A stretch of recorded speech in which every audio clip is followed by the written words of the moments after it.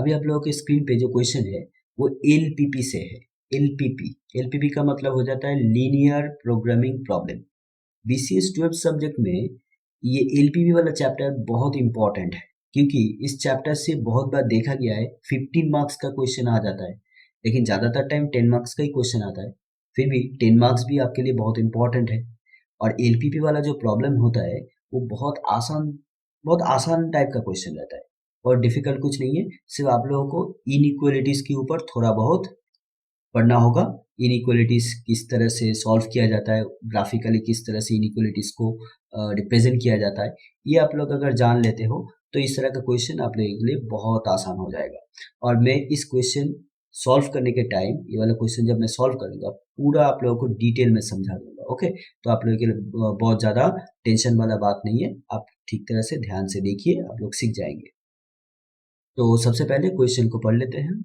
A software development company took the designing and development job of a website.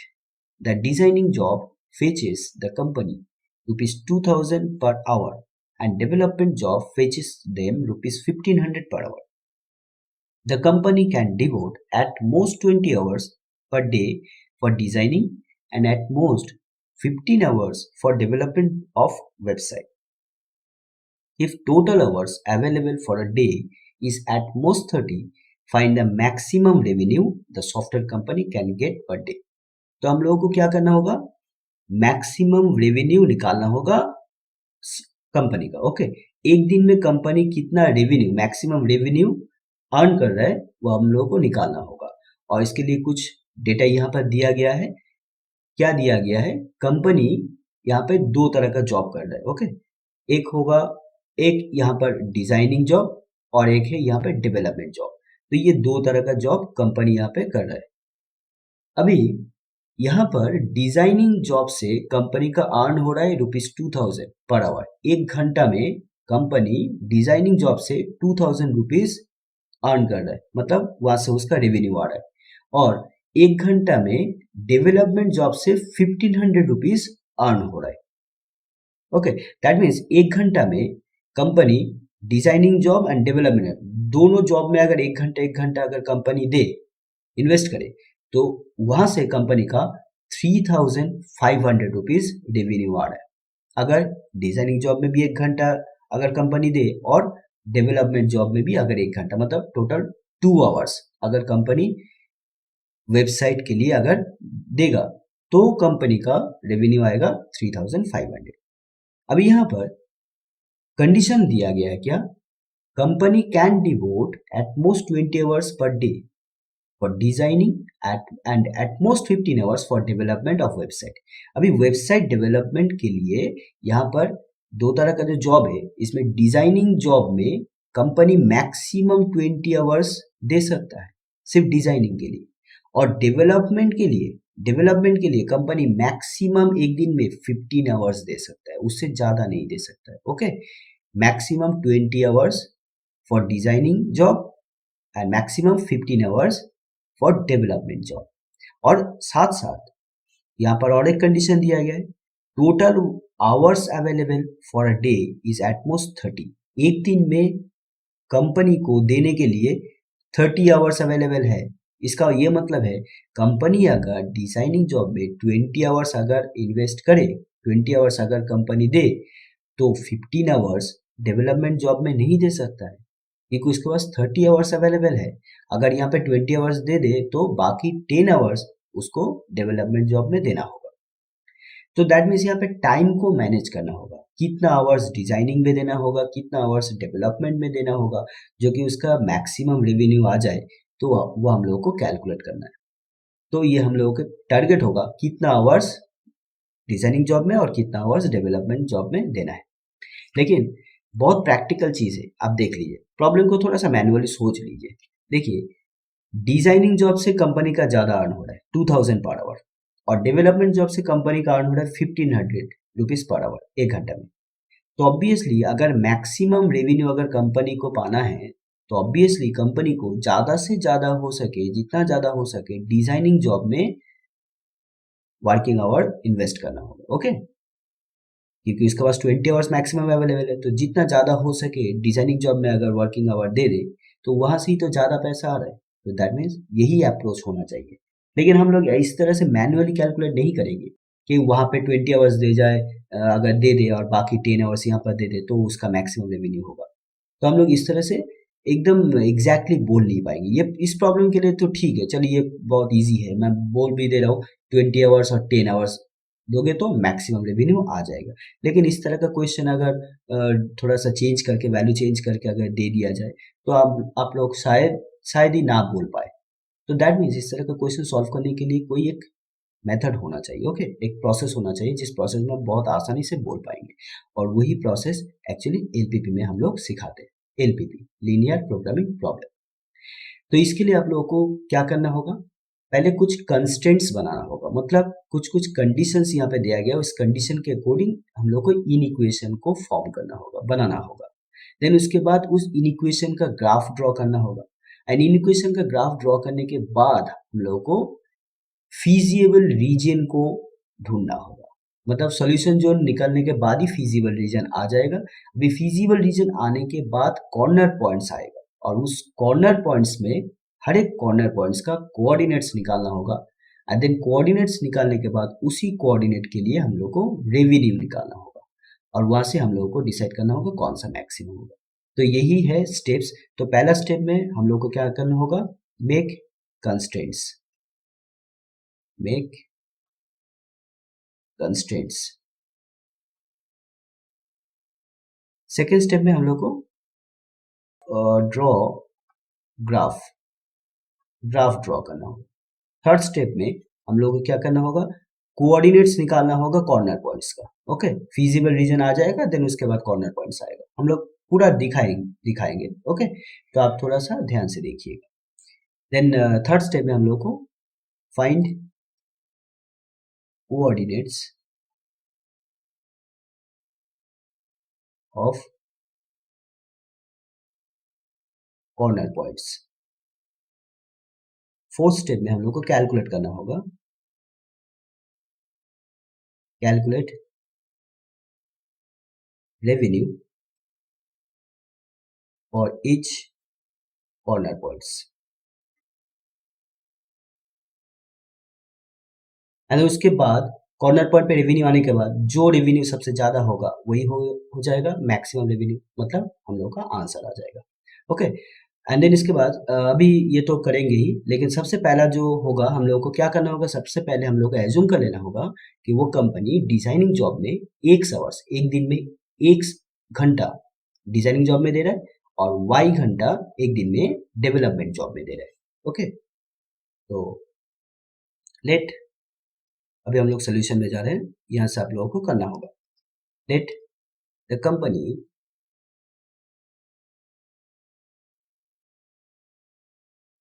B devote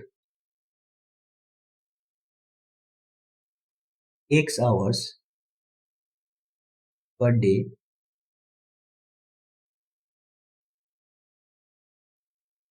for designing job and Y hours per day for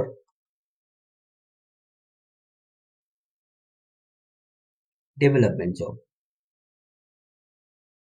अभी हम लोग को constraints लिखना होगा। So the subject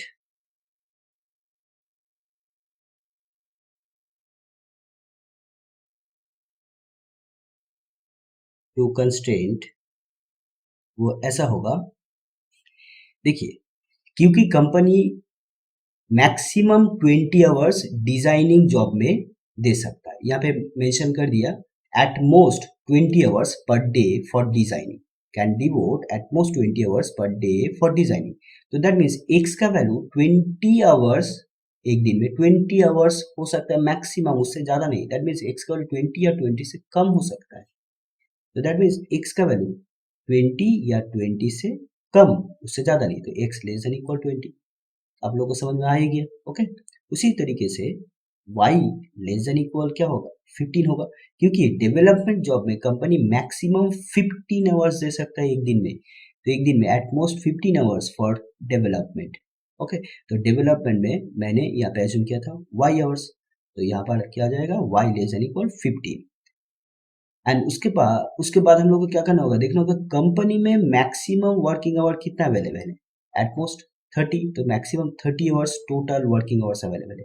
अभी total का मतलब designing job और डेवलपमेंट जॉब इन दोनों को मिलाकर, तो x प्लस वाई दोनों को मिलाकर टोटल वर्किंग आवर्स कितना है, मैक्सिमम 30।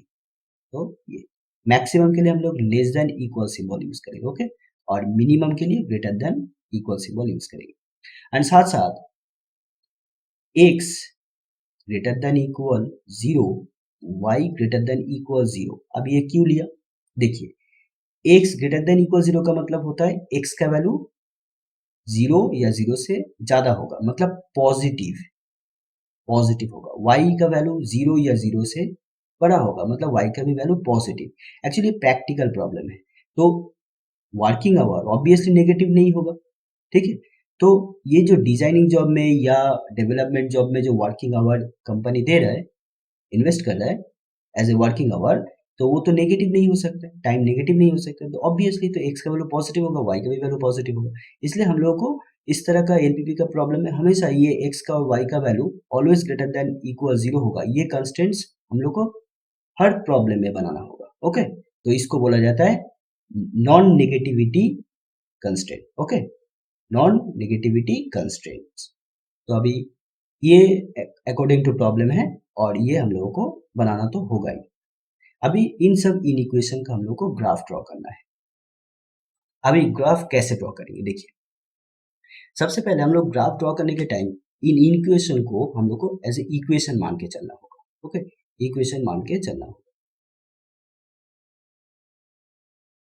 देखिए x इक्वल्स टू, यहाँ पर हम लोग को लेना है x इक्वल्स टू 20। अब x इक्वल्स टू 20 का मतलब ऐसा होता है x का वैल्यू ऑलवेज 20, ओके, x का वैल्यू ऑलवेज 20। तो 20 20 20 मैं यहाँ पे तीन कोऑर्डिनेट्स यहाँ पे यूज करूंगा ग्राफ ड्रॉ करने के लिए। x का वैल्यू 20 होगा तो y का वैल्यू कितना, तो y का वैल्यू अपने हिसाब से आप ले लीजिए, ओके। तो मैं यहाँ पे 10 लिया, 20 लिया, 30 लिया, यहाँ पर इस हिसाब से यहाँ पर y इक्वल्स टू 15 और इसको मार्क कर दीजिए, ये एक नंबर इक्वेशन। यहाँ y इक्वल्स टू 15, तो आप तो यहाँ पे अभी सीख ही गए इसको कैसे करना है। y का वैल्यू 15 होगा, ओके, तो y का वैल्यू ऑलवेज 15 होगा और x अपने हिसाब से बैठा लीजिएगा, 15 15 15, यहाँ पर मान लीजिए 0 10 20 और यहाँ पर x plus y equals to, आप इसको 30 मान लीजिए। यहाँ पर आप कैसे करेंगे, x का वैल्यू, ये सबसे आसान होगा, आप इस तरह से एज्यूम कीजिए, x का वैल्यू 0 ले लीजिए, तो x का वैल्यू 0 होगा तो y का वैल्यू कितना होगा, यहाँ पे x का वैल्यू 0 बैठाइए, 0, तो 0 प्लस वाई इक्वल्स टू 30, तो y इक्वल्स टू कितना होगा 30, 0 का मतलब कुछ भी नहीं है, तो दैट मीन्स y का वैल्यू 30 होगा, तो y इक्वल्स टू 30। एंड इसके बाद x का वैल्यू निकालिए जब y का वैल्यू 0, तो y का वैल्यू जब 0 होगा x का वैल्यू कितना होगा 30 होगा, बस। एंड इसके बाद यहाँ पर x इक्वल्स टू 0, तो ऑब्वियसली यहाँ पर भी x का वैल्यू 0 का मतलब क्या है 0 0 0 और y का वैल्यू अपने हिसाब से ले लीजिए 10 20 30, ओके। यहाँ पर भी y इक्वल्स टू 0, तो दैट मीन्स y का वैल्यू ऑलवेज यहाँ पर 0 होगा, 0 0 0। x का वैल्यू आप मान लीजिए 10 है, 0 है, 30 है, ऐसे इसको मार्क कर दीजिए, 2 नंबर, ये 3 नंबर, ये वाला 4 नंबर एंड फाइनली ये वाला 5 नंबर। अब यहाँ पर हम लोग ग्राफ ड्रॉ करेंगे, ये पांचों के पांचों स्ट्रेट लाइन आएगा ड्रॉ करने के बाद, ओके। तो आप एग्जाम पेपर में आप पेंसिल एंड स्केल यूज कीजिए, ये सबसे बेस्ट होगा। तो ये हुआ आपका y एक्सिस, ये ओरिजिन का कोऑर्डिनेट हमेशा 0,0 होता है, मतलब x का वैल्यू 0, y का वैल्यू 0 यहाँ पर है, ये x एक्सिस। अब यहाँ पर कुछ मार्किंग कीजिए, मान लीजिए 5 है, 10 है, इक्वल इंटरवल होना चाहिए, ओके। आप स्केल से मेजरमेंट करके लीजिएगा 5 10 15, 20, 25, 30। यहाँ पर 30 तक क्यों लिया? क्योंकि यहाँ पे मैक्सिमम कितना हम लोग देख रहे हैं ना, 30 है, तो इसलिए 30 लिया। 5, 10, 15, 20, 25 एंड 30। नेगेटिव साइड में, x के नेगेटिव साइड में और y के नेगेटिव साइड में मैं कुछ भी मार्किंग नहीं करूंगा, क्योंकि हम लोगों को क्या करना है, x का वैल्यू और y का वैल्यू मैं यहाँ पे जो कंस्ट्रेंट लिया इसके अकॉर्डिंग क्या है, x का वैल्यू y का वैल्यू पॉजिटिव होगा, राइट। तो इसलिए नेगेटिव पे कोई भी मार्किंग नहीं होगा। अब यहाँ पर हम लोग इस पॉइंट्स को प्लॉट करेंगे। x का वैल्यू 20, y का वैल्यू 10।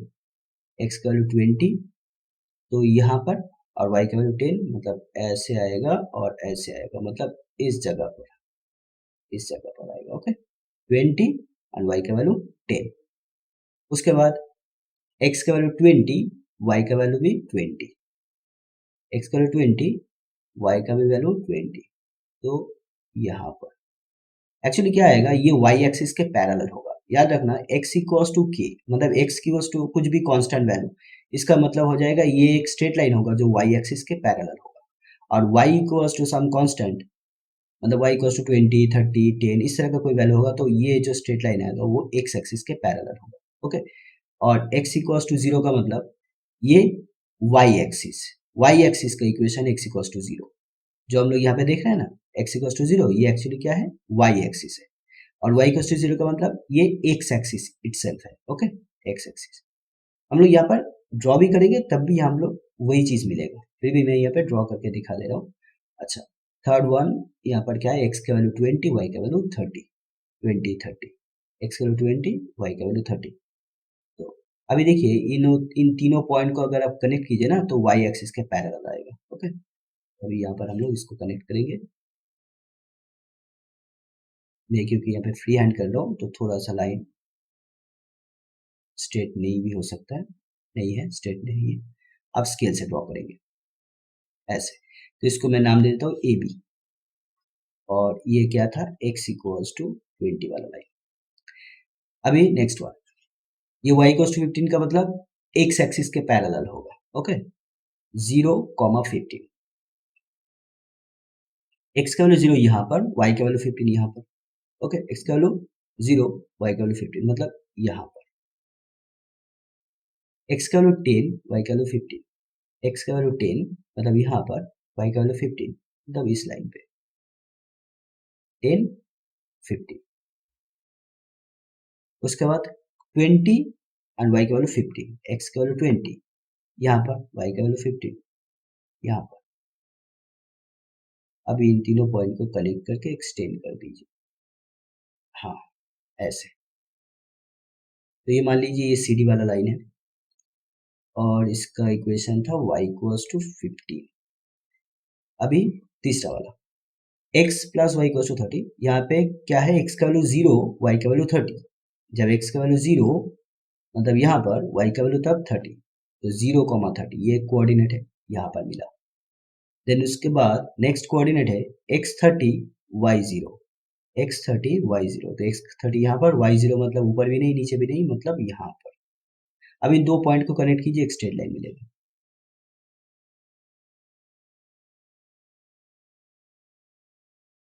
ठीक है, ऐसे। ये तो बहुत ज्यादा टेढ़ा हो गया, मैं यहाँ पे फिर से इसको ड्रॉ कर रहा हूँ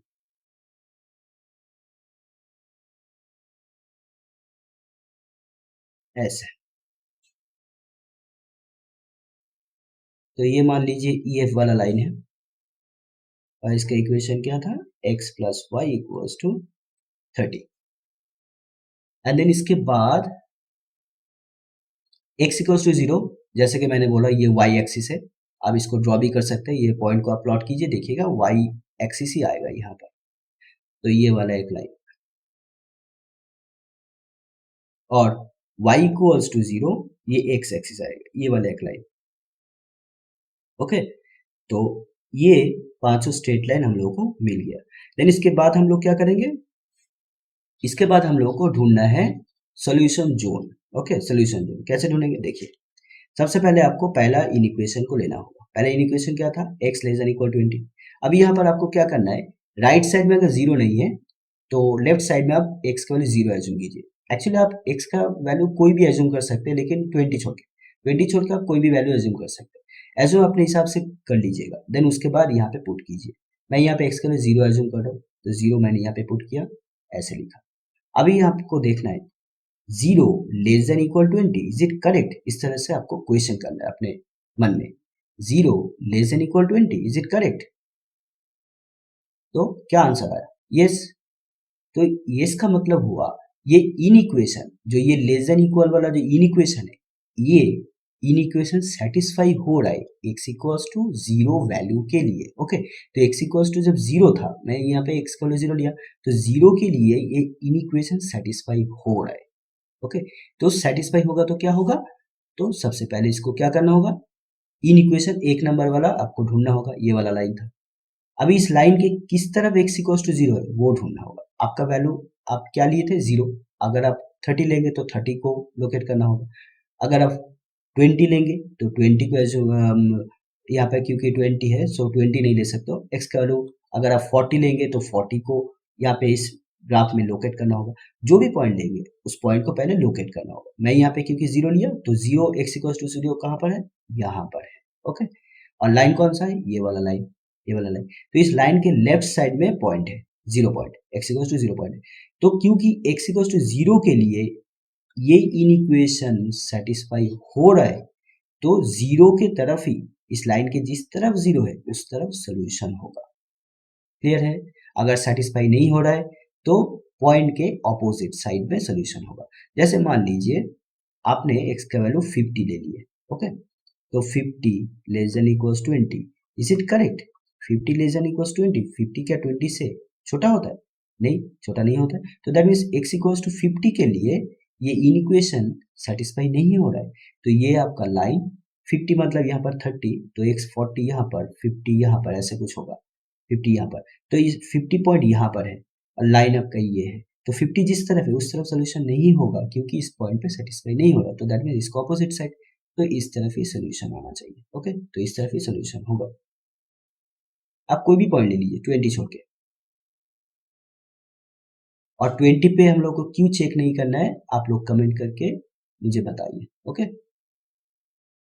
अच्छा, उसी तरीके से हम लोग बाकी सारे इन इक्वेशन को करेंगे। नेक्स्ट इन इक्वेशन क्या था, y लेस देन इक्वल 20। अब यहाँ पर आप क्या कीजिएगा, y का अपने हिसाब से वैल्यू एज्यूम कीजिए, जीरो ले लीजिए, बेटर होगा जीरो। राइट साइड में अगर जीरो नहीं है तो लेफ्ट साइड में आप वैल्यू जीरो लीजिए। अभी देखिए इन इक्वेशन सेटिस्फाई हो रहा है, हाँ हो रहा है। अभी लाइन कौन सा है, सेकंड वाला लाइन, 2 नंबर लाइन, तो ये वाला है, ये वाला लाइन, ये। Okay, y equals to 80। अभी इस लाइन के किस तरफ y इक्वल्स टू जीरो है, तो y इक्वल्स टू जीरो मतलब तो ये वाला है, यहाँ पर x भी जीरो होता है, y भी जीरो होता है। तो इस लाइन के नीचे के तरफ y इक्वल्स टू जीरो है, और y इक्वल्स टू जीरो के लिए ये इन इक्वेशन सेटिस्फाई हो रहा है। तो दैट मीन्स पॉइंट के तरफ जहाँ पे जीरो है उस तरफ सोल्यूशन होगा।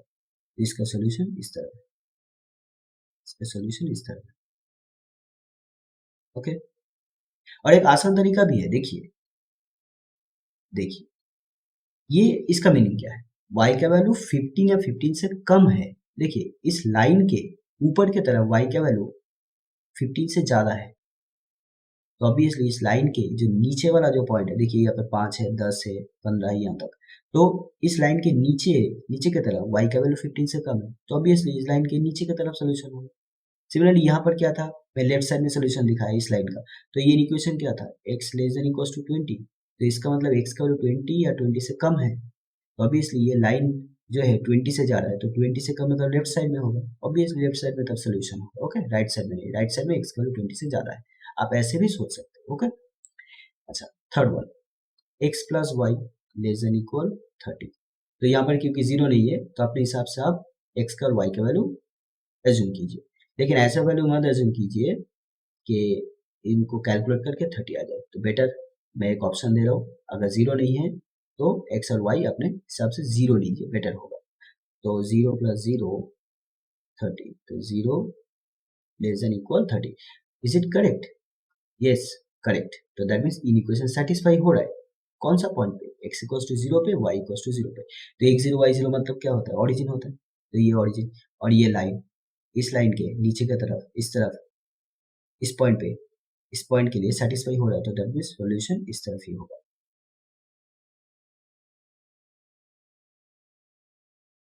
ओके, एंड फाइनली x का भी वैल्यू, x जो होता है ग्रेटर देन इक्वल 0 और y ग्रेटर देन इक्वल 0। तो x ग्रेटर देन इक्वल 0 होगा मतलब x का वैल्यू, पहले बात ये कौन सा लाइन है, y एक्सिस है, तो वो ये y एक्सिस है।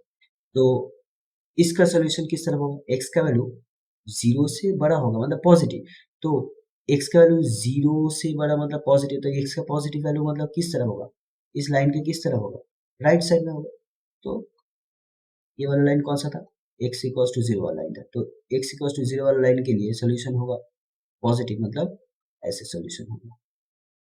ओके, और y इक्वल टू 0 मतलब x एक्सिस, और y इक्वल टू 0 के लिए इसका मतलब क्या, y का वैल्यू पॉजिटिव, y का वैल्यू पॉजिटिव कहाँ पर होता है, ऊपर की तरफ होता है।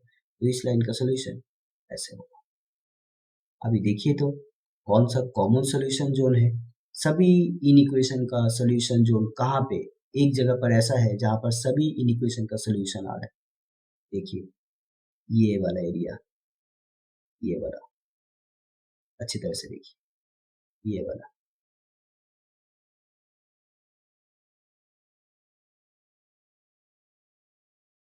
आ रहा है ना, तो ये कॉमन जोन है। ओके, तो इस जोन को बोला जाता है फीजिएबल रीजन। क्या बोला जाता है, फीजिएबल रीजन। ओके,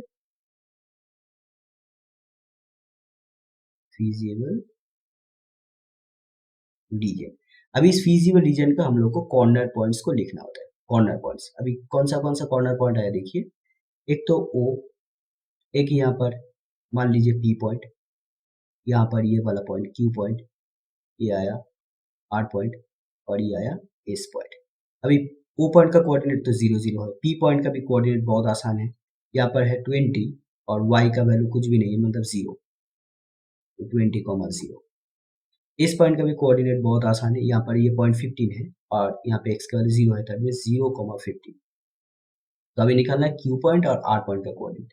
अभी Q पॉइंट का कोऑर्डिनेट कैसे आएगा, देखिए कोई भी दो नॉन पैरेलल लाइन एक पॉइंट पे इंटरसेक्ट करता है, ठीक है। अभी इंटरसेक्टिंग पॉइंट का कोऑर्डिनेट कैसे आएगा, इन दो लाइन का इक्वेशन को सॉल्व कीजिए, इस पॉइंट का कोऑर्डिनेट आ जाएगा। तो हम लोग को Q पॉइंट का अगर कोऑर्डिनेट निकालना है, तो Q पॉइंट कौन सा दो लाइन इंटरसेक्ट करके बना है, AB वाला लाइन मतलब x इक्वल टू 20 और EF वाला लाइन मतलब x plus y equal to 30। तो इन दो लाइन को सॉल्व कीजिए। ओके, तो इन दो लाइन को सॉल्व कीजिए, x plus y equal to 30 and x equal to 20। इन दो लाइन को सॉल्व करके आपको मिल जाएगा सोल्यूशन। ओके, x और y का वैल्यू, और x और y का जो वैल्यू होगा वही होगा Q पॉइंट का कोऑर्डिनेट। तो अभी Q पॉइंट का कोऑर्डिनेट देखिए, x का वैल्यू 20, तो ऑब्वियसली Q पॉइंट का कोऑर्डिनेट पे x का वैल्यू 20 आएगा, और y का वैल्यू यहाँ पर बैठा दीजिए, x का वैल्यू 20 होगा तो y का वैल्यू कितना होगा, 10 होगा। 20 प्लस वाई इक्वल टू 30, तो y equal to 30 minus 20 that is 10। तो Q पॉइंट का कोऑर्डिनेट 20,10। उसी तरीके से हम लोग R पॉइंट का कोऑर्डिनेट निकालें। R पॉइंट का कोऑर्डिनेट कैसे आएगा, देखिए R पॉइंट कौन सा दो लाइन, CD वाला लाइन और EF वाला लाइन, ये दो लाइन इंटरसेक्ट किया। अभी CD वाला लाइन का इक्वेशन क्या होगा, टू 15, और यहाँ पर x plus y equal to 30, तो y की जगह पर 15 बैठा दीजिए, तो x का वैल्यू कितना आएगा, x प्लस 15 इक्वल टू 30, तो x का वैल्यू 15। तो R पॉइंट का कोऑर्डिनेट आ गया 15,15। तो ये दो पॉइंट का कोऑर्डिनेट हम लोग को थोड़ा सा लिख देना होगा। Okay, so on solving equation x equals to 20 and x plus y equals to 30, मतलब ये वाला लाइन और ये वाला लाइन, तो कौन सा पॉइंट आएगा, Q point. Okay, we have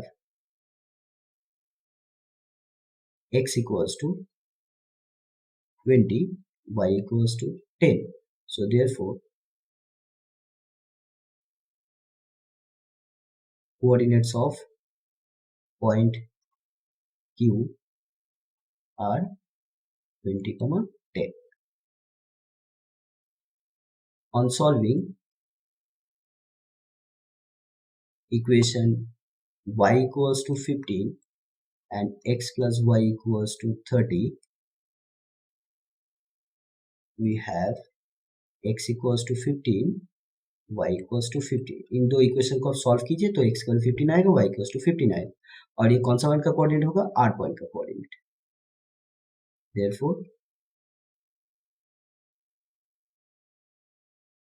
coordinate of point r और 15, 50।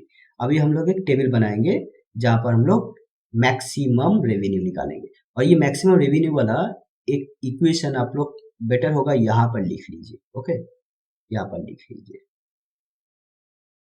मैक्सिमाइज। अभी मैक्सिमाइज रेवेन्यू जो होगा z, that is equal to, देखिए मैक्सिमम रेवेन्यू क्या होगा?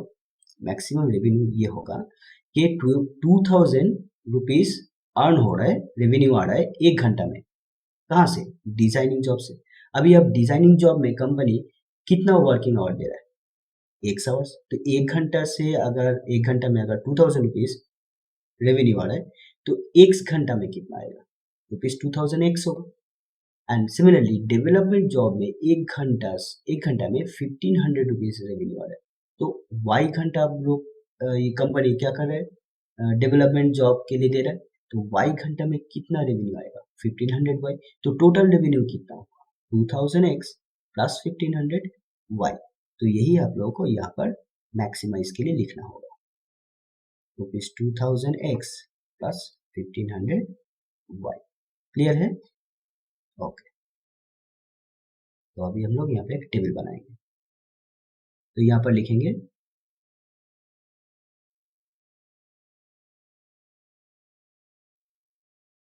कॉर्नर पॉइंट्स,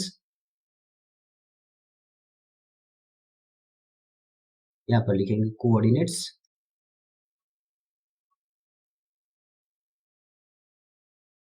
देन यहाँ पर revenue z equals to rupees 2000x plus 1500y। अच्छा, तो अभी हम लोग कॉर्नर पॉइंट्स को लिखेंगे। कॉर्नर पॉइंट्स पहले था O, then P, Q, R and S। दो पॉइंट का कोऑर्डिनेट कितना था? 0, 0। P पॉइंट का कोऑर्डिनेट कितना था? 20, 0। Q पॉइंट का कोऑर्डिनेट, Q पॉइंट का कोऑर्डिनेट P पॉइंट का 20, 0। हाँ दिया। Q पॉइंट का कोऑर्डिनेट था 20, 10। R पॉइंट का कोऑर्डिनेट 15, 50। S पॉइंट का कोऑर्डिनेट 0, 15। अभी रेवेन्यू होगा, देखिए O पॉइंट पे, मतलब कॉर्नर पॉइंट O के लिए रेवेन्यू कितना होगा हम लोग निकालेंगे। यहाँ पर x का वैल्यू 0, y का वैल्यू 0। तो यहाँ पर x की जगह पर 0 बैठाना है, y की जगह पर 0 बैठाना है। तो O पॉइंट पे हम लोग को रेवेन्यू आ जाएगा। तो z इक्वल्स टू कितना आ जाएगा? Rupees 2000 into 0 plus 1500 into 0, that is 0। Okay, तो रेवेन्यू 0 है। अभी यहाँ पर z इक्वल्स टू कितना होगा? x का वैल्यू 20, y का वैल्यू 0। अब यहाँ पर बैठा दीजिए 2000 इंटू एक्स की जगह पर 20 एंड y के जगह पर 0। यहाँ पे कितना आएगा? 40,000 रुपीज, 40,000। और यहाँ पर rupees 2000 into 20 plus 1500 into 10 plus two rupees, यहाँ पे 40,000 है, यहाँ पे 15,000, दैट इज 55,000। तो अभी तक रेवेन्यू मैक्सिमम हुआ ये वाला।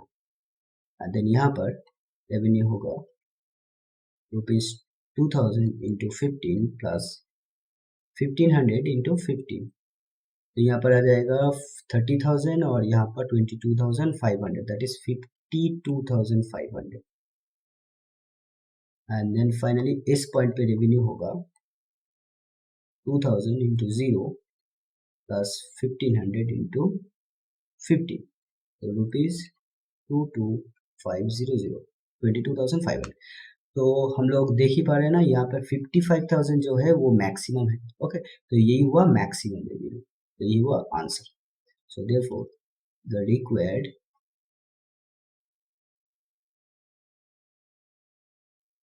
maximum revenue is rupees 55,000। Okay, तो ये हुआ आपका आंसर। तो बहुत आसान था, आप लोग थोड़ा थोड़ा इस चीज को अच्छी तरह से प्रैक्टिस कीजिए, आप लोगों से हो जाएगा ये प्रॉब्लम। ओके,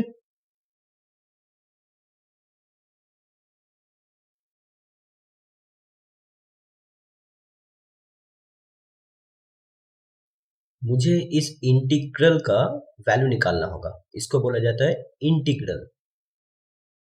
इंटीग्रल, अभी इस इंटीग्रल का x के रिस्पेक्ट में हम लोग को इवैल्यूएट करना होगा। अब ये सिंबल ऑफ इंटीग्रेशन होता है। देखिए, इस इंटीग्रेशन को करने के लिए हम लोग को क्या करना होगा, ये जो 3 माइनस टू एक्स वाला पार्ट है स्क्वायर रूट के अंदर, इस चीज को हम लोग एज्यूम कर लेंगे जेड स्क्वायर। तो क्योंकि मैं इसको एज्यूम कर रहा हूँ जेड स्क्वायर, तो दैट मीन्स इस इंटीग्रेशन को करने के लिए जो मैं मेथड अप्लाई कर रहा हूँ वो हो रहा है method of substitution. Method of substitution.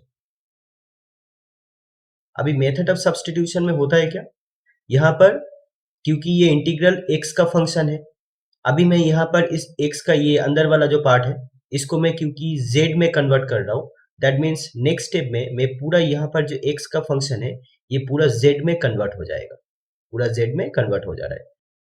इसका ये मतलब हुआ x को मैं सब्स्टिट्यूट कर रहा हूँ z में, और इसलिए ये मेथड हो रहा है मेथड ऑफ सब्स्टिट्यूशन। तो चलो इसको करते हैं। Let 3 minus two x equals to, मैं यहाँ पे एज्यूम कर रहा हूँ जेड स्क्वायर।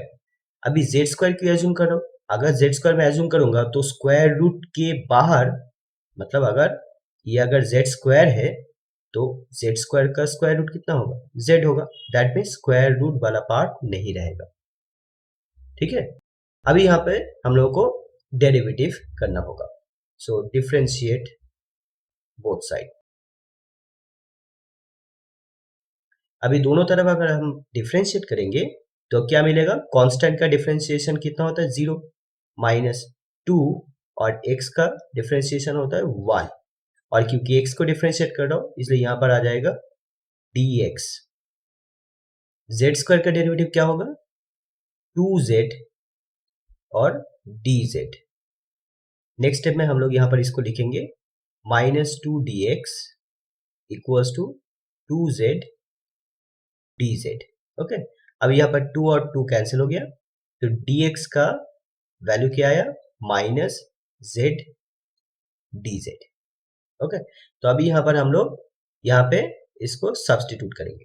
अभी क्योंकि x को रिप्लेस करना होगा z में, तो यहाँ पर जो x हम लोग देख रहे हैं ना, इस x को भी रिप्लेस करना होगा। तो x का वैल्यू कितना होगा हम लोग यहाँ से निकाल लेंगे x का वैल्यू। देखिए 3 minus two x equals to z square. तो इसके बाद हम लोग इसको इस तरह से लिख पाएंगे 3 minus z square equals to 2x। So 3 minus z square divided by 2 equals to होगा x। ओके, तो x के जगह पर लिखेंगे 3 minus z square divided by 2। ये था बहुत आसान एक चीज, 3 minus z square divided by 2, and then इसके बाद स्क्वायर रूट जेड स्क्वायर, और dx के जगह पर हम लोगों को क्या लिखना है, माइनस जेड dz। तो माइनस जेड dz। देन इसके बाद थोड़ा सा सिंप्लीफाई करना है,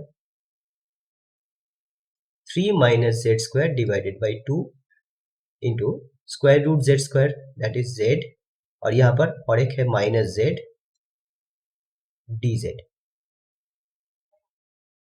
नेक्स्ट स्टेप में क्या होगा, यहाँ पर देखिए माइनस है और यहाँ पर नीचे में 2 है, दैट मीन्स 1/2 है। तो माइनस 1/2 में यहाँ पे कांस्टेंट है बोल के बाहर ले आया, इंटीग्रेशन के बाहर कांस्टेंट बाहर आ जाता है, तो मैं बाहर ले आया माइनस 1/2। तो क्या रहा, 3 माइनस जेड स्क्वायर, और यहाँ पर z into Z that is Z square और dz। देन इसके बाद जेड स्क्वायर के साथ यहाँ पे मैं मल्टीप्लाई करूंगा, तो माइनस हाफ इंटीग्रेशन के अंदर रह जाएगा 3z square minus z to the power 4, और होल यहाँ पर हम लोग लिखे dz। देन इसके बाद हम लोग इस इंटीग्रेशन को अलग अलग से कर लेंगे। तो माइनस हाफ 3z² का इंटीग्रेशन होगा माइनस हाफ z⁴ का इंटीग्रेशन होगा। अभी इंटीग्रेशन का ये फॉर्मूला हम लोगों को अप्लाई करना है। नंबर 1 फॉर्मूला ax⁴n, इसका इंटीग्रेशन में सबसे पहले a कांस्टेंट बाहर आ जाता है एंड देन इसका अलग से मैं फॉर्मूला लिखा देता हूं। तो मैं इस फॉर्मूला में क्या देखा है, कोई इंटीग्रेशन में जो वेरिएबल है, यहाँ पे जैसे वेरिएबल है तो वेरिएबल छोड़ के बाकी ये वाला जो है ये कांस्टेंट है, तो ये कांस्टेंट बाहर आ जाएगा एंड उसके बाद इंटीग्रेशन होगा वेरिएबल का। और यहाँ पर x⁴n का इंटीग्रेशन होगा x⁴n+1 डिवाइडेड बाई n+1। मतलब यहाँ पर भी जो पावर है पावर 1 यूनिट इंक्रीज हो जाएगा और ये पावर जो होगा वही यहाँ पर डिवाइड कर देंगे यहाँ पर प्लस सी मतलब एक कांस्टेंट भी लिखना होता है। यहाँ पर एक कंडीशन है, n का value not equals to -1। n का वैल्यू अगर -1 हो जाएगा तो ये फॉर्मूला नहीं होगा। -1 के लिए फॉर्मूला आ जाएगा log mod x plus c। ये किसके लिए, when n इक्वल्स टू -1। तो ज्यादातर ये फॉर्मूला यूज होता है, ठीक है। अभी इस केस में हम लोग को ये फॉर्मूला अप्लाई करना होगा। तो सबसे पहले मैं यहाँ पर इस 3 को बाहर ले आऊंगा एंड देन z² dz, और यहाँ पर हम लोग ये फॉर्मूला अप्लाई करेंगे, ठीक है। लेकिन इस फॉर्मूला को मैं नेक्स्ट स्टेप में अप्लाई करूंगा, एक ही साथ इसको भी और इसको भी एक ही साथ अप्लाई करूंगा। अभी यहाँ पर कितना रहा है, -3/2। अभी z² का इंटीग्रेशन क्या होगा, देखिए पावर जो था उससे एक यूनिट इंक्रीज हो जाएगा, तो z² था तो ये हो जाएगा z3, एक यूनिट बढ़ गया और जो भी है पावर हुआ भी उसी नंबर से डिवाइड करना है, माइनस यहाँ पर है z⁴ तो ये हो जाएगा z⁵ डिवाइडेड बाई 5 और साथ में एक कांस्टेंट ऑफ इंटीग्रेशन लिखना होगा। तो अभी इसमें थोड़ा सा और सिंप्लीफाई हम लोग को करना है, -3 और यहाँ पर मैंने 3 और यहाँ पर 3 कैंसिल हुआ तो कितना रहा, -z³/2 और यहाँ पर z⁵/10 प्लस c। अभी क्योंकि z है ये वाला जो मैंने एज्यूम किया था इसको फिर से x में रिप्लेस करना होगा, क्योंकि मेन जो क्वेश्चन था वो x में, इसलिए फिर से रिप्लेस करना होगा। तो यहाँ पर -12 इंटू जेड का क्यूब। अभी देखिए z का वैल्यू क्या है, एक्चुअली था z² इक्वल्स टू कितना था, 3 माइनस 2x, 3 माइनस 2x ये था z²। तो यहाँ पर हम लोग लिखेंगे z² equals to 3 minus 2x। तो z इक्वल्स टू कितना होगा, 3 माइनस 2x का स्क्वायर रूट। ओके, स्क्वायर उठाएंगे तो राइट साइड वाला जो फंक्शन है वो स्क्वायर रूट हो जाएगा। तो ये था z का वैल्यू। तो हम लोग यहाँ पर z का वैल्यू पहले लिखेंगे 3 माइनस 2x एंड देन इसका पावर होल क्यूब। सिमिलरली यहाँ पर 1/10 लिखेंगे और z⁵ है, पहले z लिखेंगे 3 माइनस 2x ये था z एंड देन इसके बाद होल पावर 5 प्लस c। तो ये है आंसर।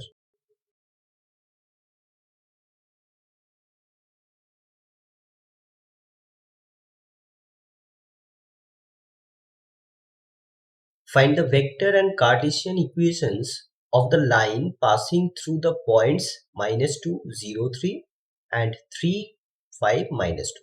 तो मुझे एक लाइन का इक्वेशन निकालना होगा और वो इक्वेशन होगा vector equation and Cartesian equation. मतलब लाइन का दो डिफरेंट फॉर्म में हम लोग को इक्वेशन निकालना होगा, एक वेक्टर फॉर्म में निकालना होगा और एक कार्टेशियन फॉर्म में निकालना होगा।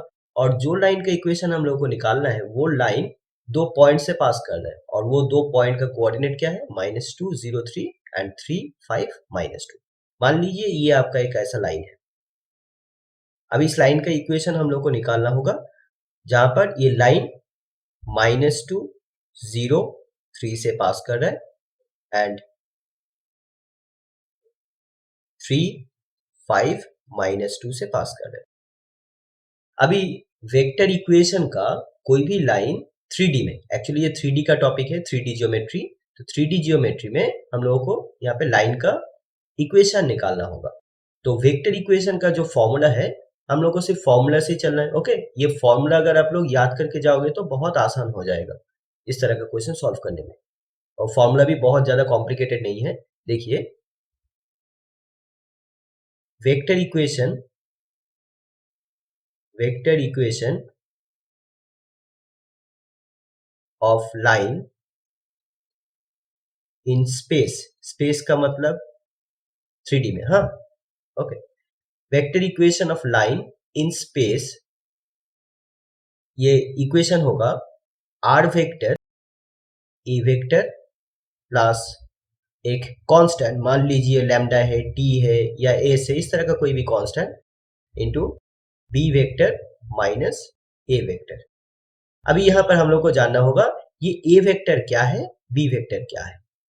देखिए, इन दो पॉइंट में से किसी भी एक पॉइंट को आप, किसी भी एक पॉइंट का जो पोजीशन वेक्टर है वो है ए वेक्टर। तो मान लीजिए ये ए पॉइंट है, तो इस ए पॉइंट का जो पोजीशन वेक्टर होगा वो हो जाएगा -2i plus 0j plus 3k, और यही वाला जो वेक्टर हुआ वही है ए वेक्टर। तो यहाँ पर हम लोग लिख लेंगे where a vector equals to -2i cap plus 0j cap plus 3k cap, और ये आई जे के क्या है, यूनिट वेक्टर है, along x axis, along y axis, along z axis. I हुआ एक्स एक्सिस के अलोंग यूनिट वेक्टर, जे हुआ y axis के along unit vector, and k हुआ जेड एक्सिस के अलोंग यूनिट वेक्टर।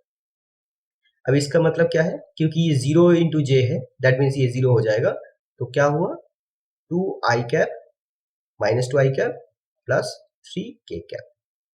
और बी वेक्टर क्या होगा, मैं यहाँ पे इस पॉइंट को बी मान लेता हूँ, तो इस सेकेंड पॉइंट का पोजीशन वेक्टर होगा 3i plus 5j minus 2k, तो वही होगा यहाँ पर बी वेक्टर। आप इसको भी ए वेक्टर मान सकते हैं, इस पॉइंट पॉइंट का जो पोजीशन वेक्टर होगा वो ए वेक्टर हो सकता है, और इस पॉइंट का जो पोजीशन वेक्टर होगा वो बी वेक्टर भी हो सकता है। ठीक है, आप कोई भी किसी को भी मान ले सकते हो।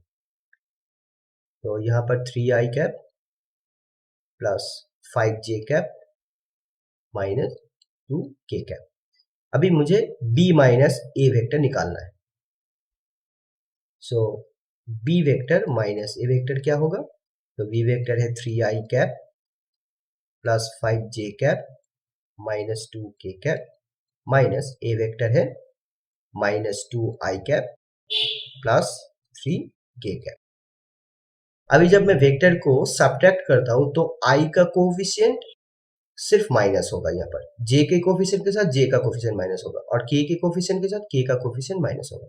यहाँ पर i का कोफिशिएंट 3 है, तो माइनस देके यहाँ पर i का कोफिशिएंट -2 है, तो इसको माइनस करना है, और देन उसके बाद i लिख लेंगे।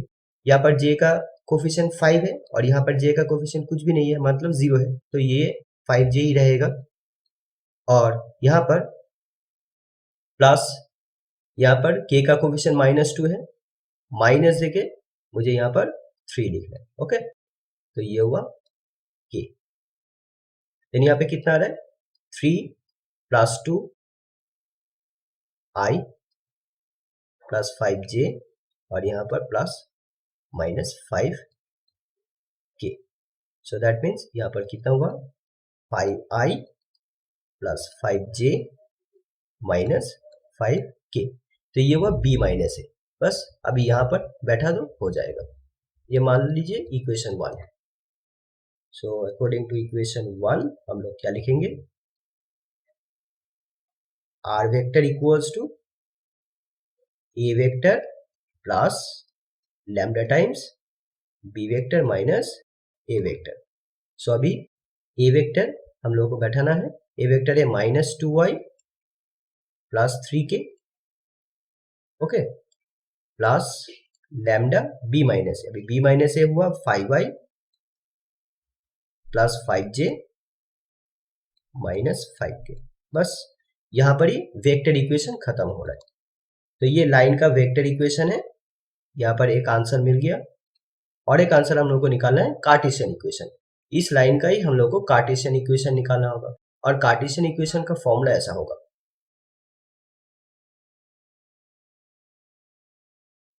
Cartesian equation of line in space, इसका फॉर्मूला ऐसा होगा x minus x1 by x2 minus x1 equals to y minus y1 divided by y2 minus y1 equals to z minus z1 divided by z2 minus z1। अब यहाँ पर x1 y1 z1 क्या है, यहाँ पर हम लोग लिखेंगे, और x2 y2 z2 क्या है, वेर x1 y1 z1। तो ये x1 y1 z1 हम लोग यहाँ पर इसको लिखेंगे जो पहला वाला पॉइंट है, ओके, ये वाला पॉइंट -2 0 एंड 3, -2 0 एंड 3। अगर बोथ साइड अगर कंपेयर करेंगे तो x1 का वैल्यू -2 हुआ, y1 का वैल्यू 0 हुआ और z1 का वैल्यू 3 हुआ, और x2 y2 z2 हुआ सेकेंड वाला पॉइंट। सेकेंड पॉइंट का कोऑर्डिनेट कितना था, 3 5 -2, 3 5 -2, तो x2 हुआ 3, y2 हुआ 5, z2 हुआ -2। तो बस अब यहां पर हम लोग को सिर्फ रिप्लेस कर देना है। x माइनस x1 कितना है, -2 है, x2 क्या है, 3 है, minus x1 that is -2, y minus y1 है यहां पर 0 डिवाइडेड बाई y2, y2 है 5 और y1 में है यहाँ पे लिख दिया पहले से, z माइनस z1 है 3, तो यहाँ पर भी -3 होगा, z2 है -2। अब इसको थोड़ा सा सिंप्लीफाई करना है, तो यहाँ पर है x प्लस 2, नीचे में आया 3 प्लस 2 इक्वल्स टू y से 0 माइनस करोगे तो y, 5 से 0 माइनस करोगे तो 5 equals to z minus 3 divided by -5। We are almost there. X plus 2 divided by 5 equals to y by 5 equals to z minus 3 divided by -5। बस हो गया। तो ये हुआ Cartesian equation, okay, is the Cartesian equation of the required line. तो ये हुआ एक आंसर, ये बहुत आसान था।